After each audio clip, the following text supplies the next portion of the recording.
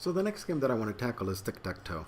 Okay, and just in case you haven't played before, and I'm sure most of you have, we play on a grid that has 9 cells, and we start with an empty grid like this, and then the first player goes and they place an X someplace. Let's say they do it right there, and then the second player goes and they put an O someplace. Then we go back to the first player who chooses another cell to put an X, and player 2 then now chooses a cell to put an O, and player 1 then chooses a cell to put an X. This particular case, player 1 has 1 because we have 3 X's in a row. And in fact, that's the way of winning. To get 3 letters in a row, they can either be across a column like this, they can be across a row, or they can even be across either of the 2 diagonals. Okay, so that's the game with Tic-Tac-Toe. Now what we'd like to do is to be able to describe this game using propositional logic. Okay, so to do that, we need to have some propositions that describe the board, right?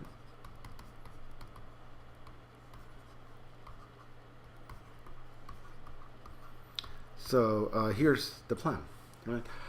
If you look at any given cell, like for example, we started the game by putting an X in the top center cell, right? Then I will have a proposition that says that there's an X there, or there's an O there, or there's a blank there, okay? So X, this is the 1, 2 means, okay, there is an X in the top center cell, okay? O12 means that there is an O in top center cell, and B12 means that there is a blank.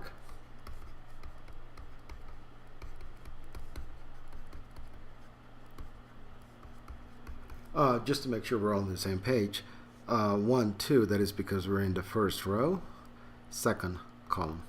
Okay, so that's how we can describe kind of the position of the X's and O in the board, and we need 27, which is 3 X O blank times 9 cells. Okay, so those are 27 propositions, and we have this. Okay, that's great. Okay, so let's try to describe now the initial configuration. And what that is how does the game start? Okay, well, the game starts with a blank board, right? So we're going to have a blank at location 1, 1, and we'll have a blank at location 1, 2, and a blank at location 1, 3, and a blank at location 2, 1, all the way to cell 3, 3. So that's the initial configuration. Okay. To play Tic-Tac-Toe, I need to now describe what happens when player 1 actually makes a move. Okay, so let's start here. This is our initial configuration, and I will let player 1 do something.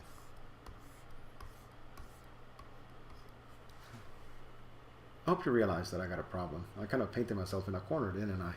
Because according to our rules, X1, 2 here is true, but now X1, 2, I'm sorry, is false here, but here X1, 2 is true. Okay, X1, 2 can't be true and false at the same time, so something has gone wrong, and I just told you what it is. We didn't take time into account. Okay, so new plan. Okay, we'll have our board, and let's say that we have a transition here so that it goes into this position. Okay, so what we're going to do is we're going to have propositions such as X1, 2, but now we're going to add a time component. So this is X1, 2, 0, and what this means is that there is an X in top center cell at time 0. Okay, so this of course is actually false, right? There is no X at time 0, but at time 1 this is true. Okay, so there is an X in the top center cell at time 1. Okay, so that's how we can describe what's happening to the board, and now we're able to carry this description over time, which is good. I forgot an important point. We have time, right? And time 0 is the initial time. Time 1 will be after the first move, time 2 after the second move, and so on. Just how many times do we need to worry about? It turns out there's only 10 that matter. 0, 1, 2, 3, and then up to 9. And the reason for that is that at every move, one of the blanks gets replaced with either an X or an O, depending on which player is moving. There's only 9 blanks to start with, so there can only be 9 total moves, right? So those are the only times that we're going to consider. So, you know what? The initial configuration isn't right anymore, right? So let's fix that. So we have the initial configuration.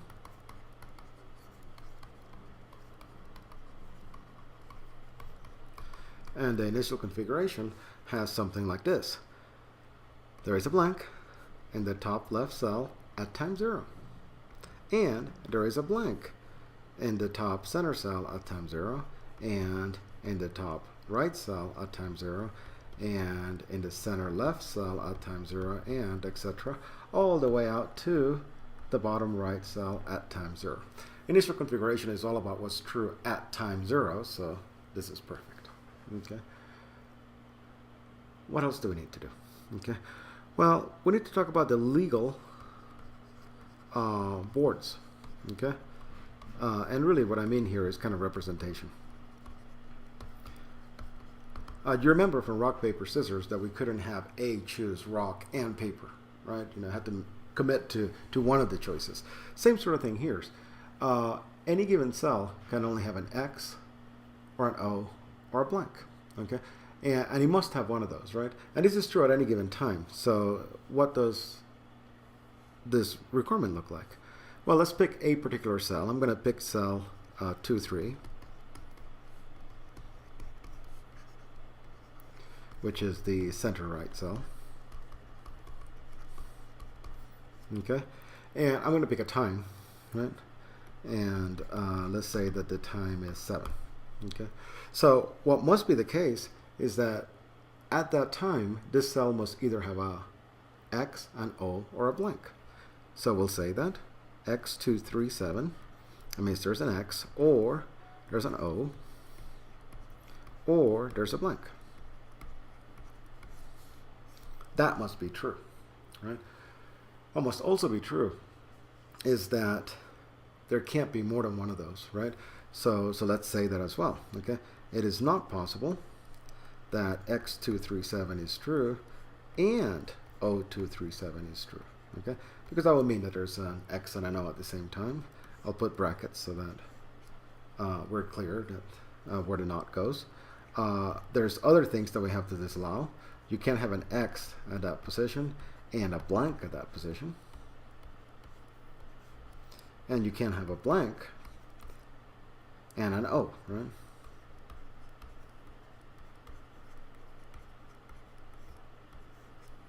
Okay. Now that is for that particular cell, and there's 9 of those, right? And for a particular time, and there's 10 of those. So there are 9 times 10 formulas, like this one, okay? And they're all ended together.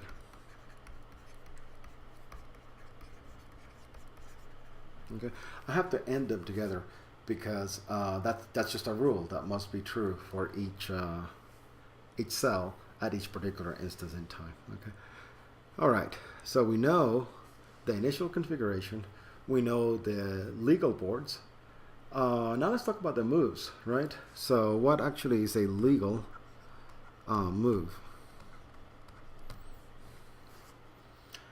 Well, we can always place an X or an O somewhere, right?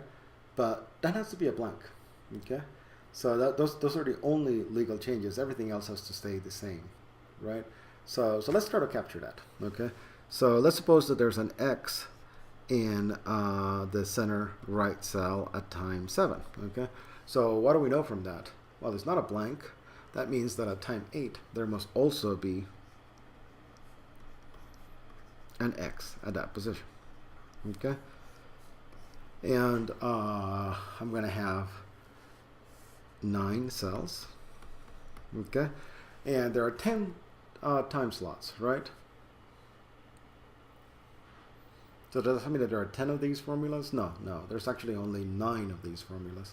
And the reason there is only 9 of these formulas is because it's a transition from 0 to 1, from 1 to 2, from 2 to 3, all the way out to 8 to 9.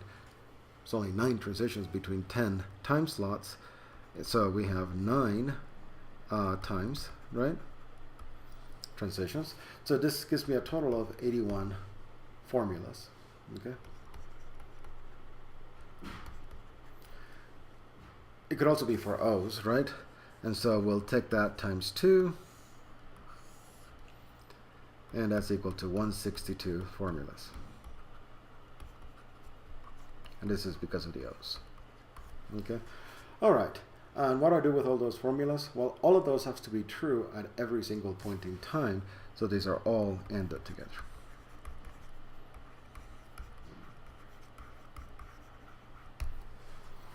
Okay, quick recap.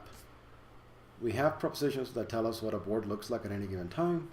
We have rules that tell us what is a legal board configuration, so that you can have an X and an O in a spot at the same time. We have an initial configuration, and now we have a rule that tells us how the system can evolve, right? So what it tells us is that if I put an X or an O at a certain place, then it'll remain that for the remainder of the game, right? It can't be erased. So the only way for a cell to change is to go from a blank to something else, to an X or an O. It's great, okay? But this is not a complete description of tic-tac-toe. There's a couple of things that we're missing. Thing number one, there's nothing that tells us that the players actually have to move, right? They can simply stare at each other, start with a blank page and go, I'll pass. Player 2 looks at the board and says, I'll pass too. So now we're at time 1 and we still have a blank board. They could pass again. We're at time 2 and we're still blank. That's not legal, right? So we actually have to force the players to move. Okay. The other thing we have to do is we have to force them to move in a particular order, right? So first player 1, then player 2, then player 1, and so on. So let's try to capture that. Okay. So we need to be able to force moves. Okay. So at time 1, also 3, 5, 7, and 9, player 1 moves. And that means that they will place an X at some cell that has a blank. Okay, and he would have a blank at time 0, or 2, 4, 6, 8. Okay? At time 2, 4, 6, or 8, player 2 moves. And what does that mean? Player 2 will place an O at some cell that has a blank. And as of the previous time, so we're talking time 1 or 3, 5, 7. Okay? So that's kind of what we have to capture. So let's do that. Okay? So let's see. We'll just do time 1. Okay? So this is the time that player 1 is moving. So what's happening? Well, it means that at time 0, that particular cell has to have a blank. Again, I'll pick the center right cell. So what we're saying is that the center right cell must have been a blank at time 0, and at time 1 is actually not a blank anymore. I'm sorry, let me erase that. At time 1 is actually an X. Okay, and it's an X because it's player 1. Okay, all right. So that's true. But the other thing that we have is that everything else must have stayed the same. Okay. Now here's a good shortcut. We already said that if any cell has an X or an O in it, then it'll still have an X or an O at the same time step, right? At the next time step. So the only things we have to really worry about are the blanks. So let's take care of all the other blanks. So let's suppose that there is a blank at position 1 at time 0. Well, that must mean there is a blank at position, top left at time 1. Okay, must also be the case that if there's a blank at position 1, 2 at time 0, then there is a blank at position 1, 2 at time 1. And it's the case that at time 0, if there's a blank at position 3, 3, then there will be a blank at position 3, 3 at time 1. So this rule actually says what must be the case if player 1 puts an X at cell 2, 3 at time 1, or going into time 1. Alright, so that's a nice description of that, but we actually have to make player 1 move. So this is one possibility. Okay, one of the possible moves, and then we'll say that, well, maybe that's what happened, or maybe here's a different one, right? Let's say that there was a blank 1, 1, 0, and now there'll be an X at 1, 1, 1, and just like before, okay? So we'll take that. That means that player 1 placed an X at position 1, 1. Player 1 could have also placed an X at position 1, 2.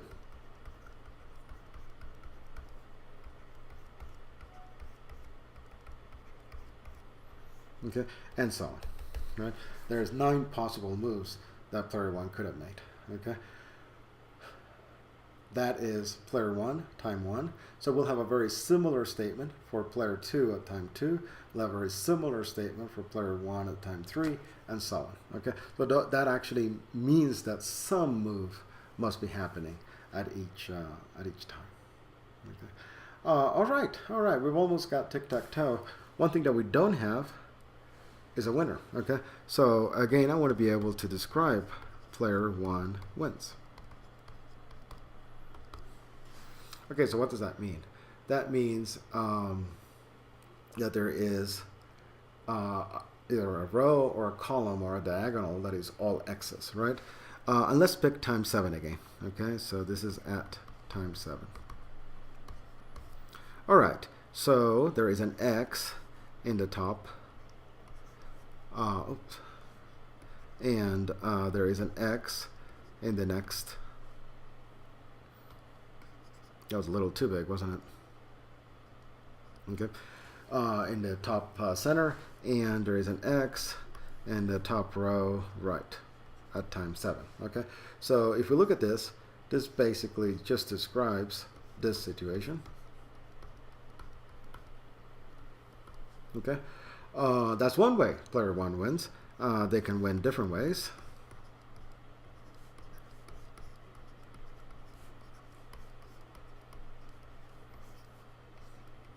And this describes this situation. Okay. Or, well, it could be the third row.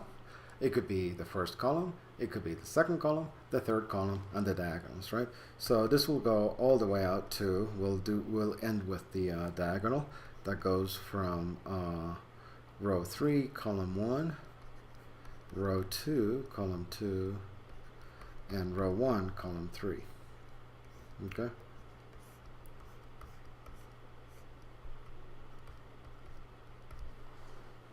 All right.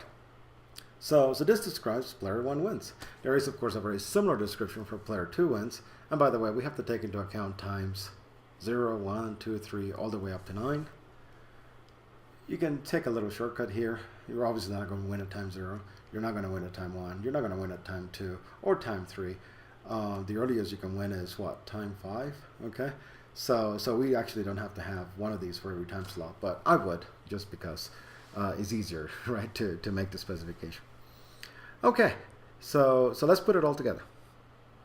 We have an initial configuration,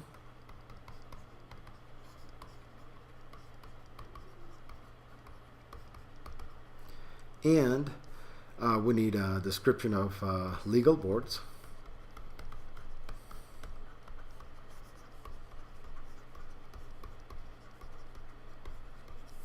And we have a description of the legal transitions.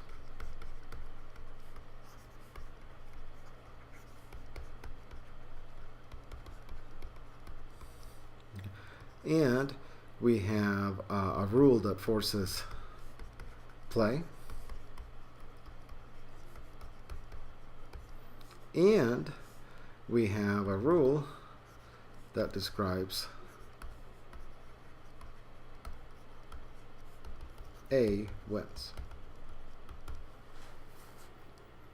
Okay, so let's suppose that we have some setting of the propositional variables that actually make this true.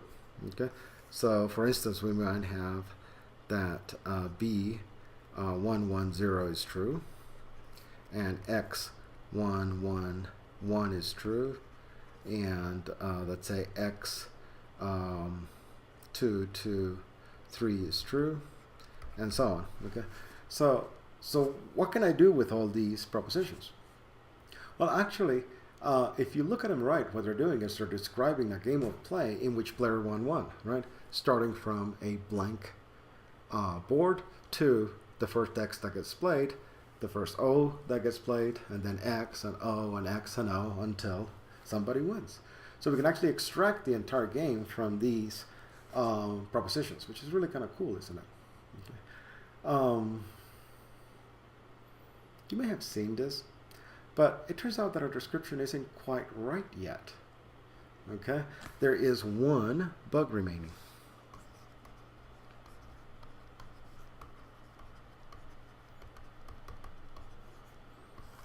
Let's suppose that A wins. That's step 7. Okay, yay for A. The way that our rules are written, O will actually have to play at step 8, and A will have to play again at step 9 because we're forcing moves. Okay, so we should not forget about not forcing. We should not allow the board to change after a win. Okay, and we should only force the game to continue as long as no player has won. Okay, so this needs to be captured. Okay, you should do this.